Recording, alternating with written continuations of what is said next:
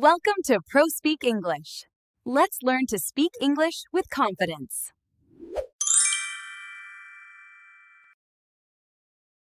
Hello, everyone. Welcome to our new English series. Today, we are talking about a topic everyone loves, food. Specifically, we are going to talk about our favorite foods. This is a very common conversation starter. Listen closely to how we ask questions and share preferences. Hey there. I'm getting a little hungry. Have you thought about lunch yet? I was just thinking about that. I'm actually starving. What are you in the mood for? Well, I was thinking about pizza. Pizza is my absolute favorite food. I could eat it every day. Really? Every single day? That is a lot of pizza. What makes it your favorite? I just love the combination of melted cheese and tomato sauce. Plus, you can put anything on it. What about you? What is your favorite food? That is a hard question. I think I prefer pasta, specifically a creamy Alfredo pasta with chicken. Oh, that sounds delicious. Is pasta your comfort food, or do you just like the taste? It is definitely my comfort food. When I have a bad day, a warm bowl of pasta makes me feel better. Do you have a comfort food? Aside from pizza, I would say a good burger. A big, juicy cheeseburger with fries always makes me happy. We definitely like heavy foods. Do you ever like eating something lighter, like a salad? I eat salads sometimes, but I wouldn't call them my favorite. I eat them because they're healthy, not because I crave them. I understand that completely. Healthy food is important, but it's rarely our favorite food. So, are we getting pizza or pasta today? Let's compromise. There's an Italian place nearby that serves both. Let's go there. That sounds like a perfect plan. Good choice. Great. I'll grab my coat and we can head out right now. Did you notice how we used the word favorite? We also used phrases like in the mood for and comfort food. These are great ways to discuss what you like to eat. In the next video, we will describe exactly how food tastes. See you then. Welcome back. Now that we know each other's favorite foods, we need to learn how to describe them. Saying food is good is okay, but using specific adjectives is much better. Listen to how we talk about flavors like spicy, salty, and sweet. I am remembering that spicy curry we ate last week. That was intense. Oh, I remember. It was way too spicy for me. My mouth was burning. I prefer mild flavors. I actually love spicy food. I like the heat. But I agree, it was also a bit too salty. Yes, it was very salty. I drank 3 glasses of water. I generally like savory food, but not when it has that much salt. What about sour things? Do you like lemons or sour candy?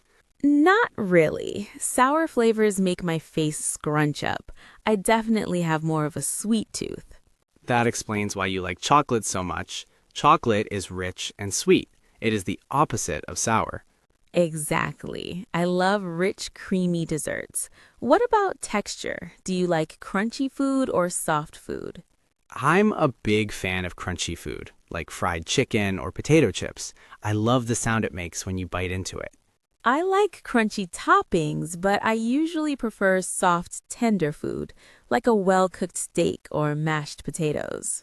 Mashed potatoes are very smooth. That is a good texture. I cannot stand food that is soggy, though. Oh, soggy food is the worst. Like when fries get cold and lose their crunch, it's very unappealing.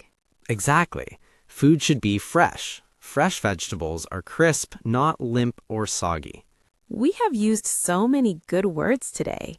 Spicy, salty, sour, sweet, crunchy, and soggy. It really helps to describe exactly what you're eating. It makes the conversation much more tasty. Great job listening. We covered adjectives for taste and texture. Spicy means hot, and savory describes salty or meaty flavors. In the next lesson, we'll debate which is better, sweet snacks or savory snacks. See you soon. Hello again. In this video, we are discussing a very important debate: sweet versus savory. Some people love sugar, while others love salt. Listen to how we express our preferences and disagree politely.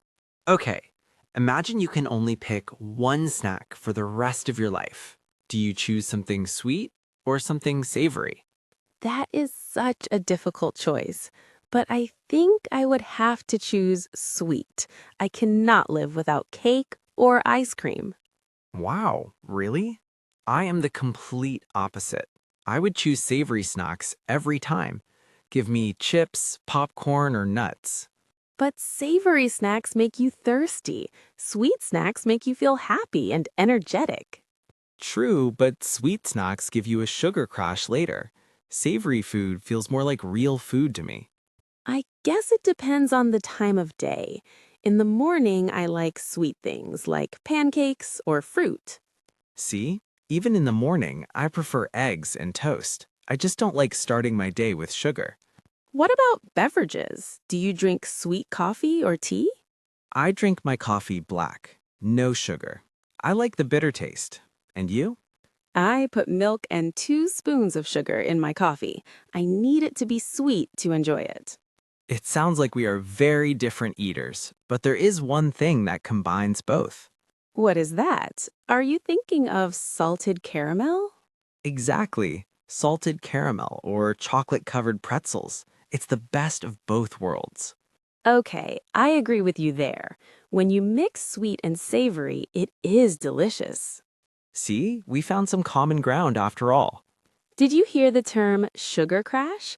That's when you feel tired after eating too much sugar. We also talked about common ground, which means agreeing on something. Next up, we'll talk about cooking at home versus eating at a restaurant. Welcome back. We have talked about food types and flavors. Now let's talk about how we get our food. Do you prefer cooking in your own kitchen, or do you like going to a restaurant? Let's hear about our different habits. So, be honest with me. How often do you actually cook at home?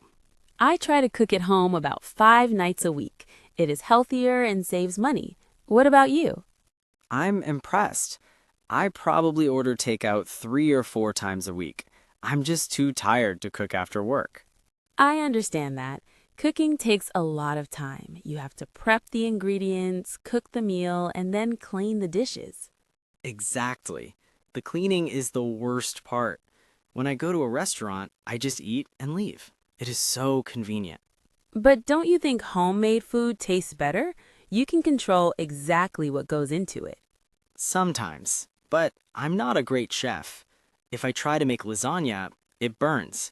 If I buy it at a restaurant, it is perfect. Maybe you just need some easy recipes. I can teach you a simple stir fry. It only takes 10 minutes. That would be helpful. I do want to eat healthier. Restaurant food often has too much oil and salt. That is true. And cooking can be relaxing. You can listen to music while you chop vegetables.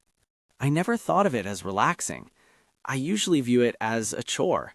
Maybe I need to change my mindset. Give it a try this weekend. Invite me over and we can cook together. It's more fun with a friend. That sounds like a deal. But if we burn it, we're ordering pizza. Deal. We'll have the pizza number ready just in case. Haha, perfect. I look forward to our cooking experiment. We used the words homemade for food cooked at home and takeout for food you buy and bring home. We also called cooking a chore, which means a boring task. In our final video, we will talk about being adventurous and trying new foods. Hello and welcome to the final video in our food series. We have covered a lot today. To finish, we are going to talk about trying new things. Are you a picky eater or are you adventurous? Let's find out.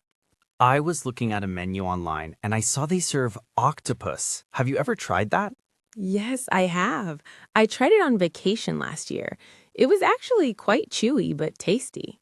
You are brave. I'm a bit of a picky eater. I usually stick to foods I know I like. I used to be like that. But then I realized I was missing out on so many amazing flavors. You have to be a little adventurous. I guess so. What is the strangest thing you've ever eaten? I once ate fried crickets. They were crunchy and salty, kind of like chips. Fried crickets. Okay, that is too much for me. I think my limit is sushi. Sushi is a great start.